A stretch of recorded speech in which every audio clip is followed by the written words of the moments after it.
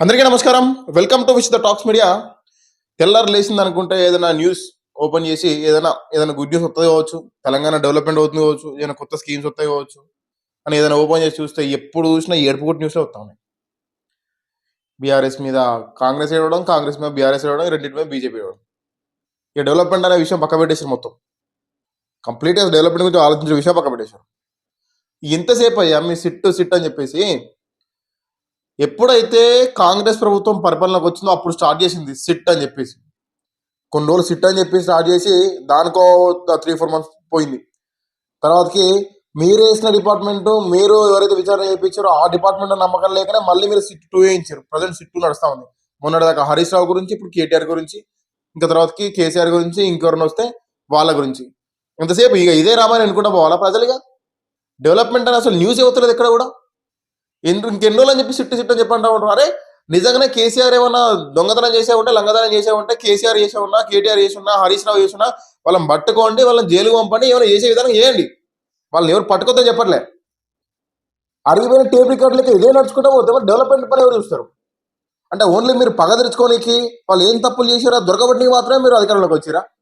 మరి అదే విషయం చెప్పలే మేనిఫెస్టోలో. ఓన్లీ మీకు కేసీఆర్ని, కేటీఆర్ని, హరీష్ రావుని జైలు పంపడానికి ఏమేమి వచ్చినామని చెప్పి అన్ని హామీలు ఇచ్చారు కదా.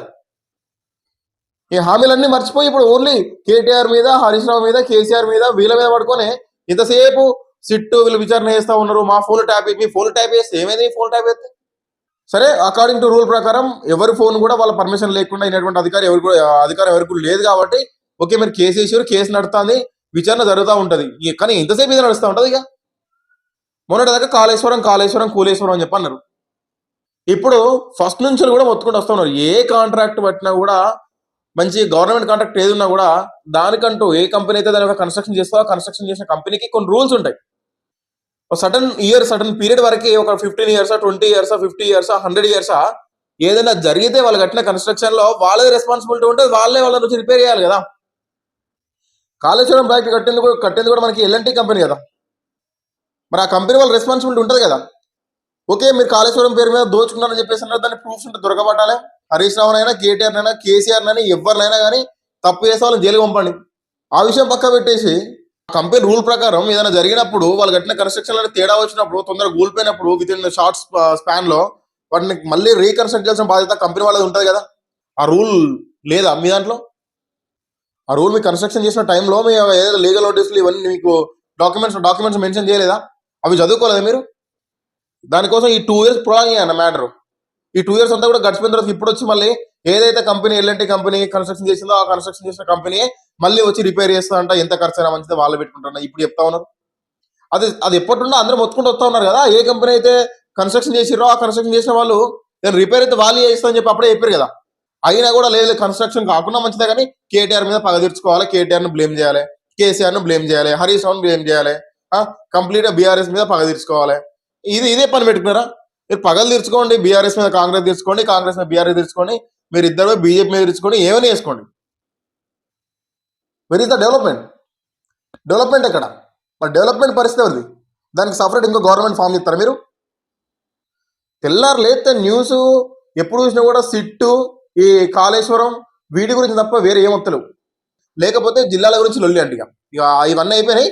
డిస్టిక్ గురించి ఉన్న జిల్లాలే సరిపోతలేవు, మీకు కొత్త జిల్లాలు కావాలి. సికింద్రాబాద్ ఇంకో జిల్లా చేయండి, సికింద్రాబాద్ జిల్లా వేస్తే చేసుకోండి, మీరు ఏమైనా చేసుకోండి. దాని గురించి మళ్ళీ ఇంకో 1 month 2 months ప్రొలాంగ్ చేయకండి. ఏమైనా వేస్తే చేయండి, డెవలప్మెంట్ గురించి ఆలోచించండి.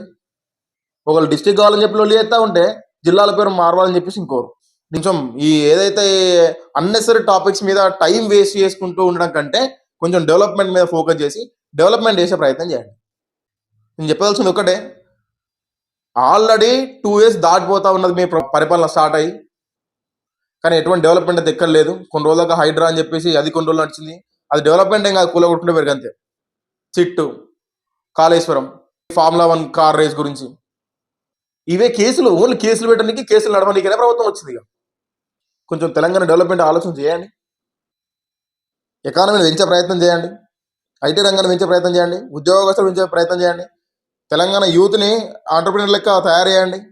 దయచేసి వీటి మీద ఫోకస్ చేయండి. ఈ లొల్లిలు బంద్ చేసి ఇప్పటికైనా 2 years దాటిపోయింది, అటు ఇటు వరకు ఇంకో 2 years అయిపోతుంది. లాస్ట్ 1 year ఓన్లీ మీరు గడబిడ ఏనికి మళ్ళీ ఎలక్షన్ కోసం సిద్ధంగా టైం అయిపోతుంది.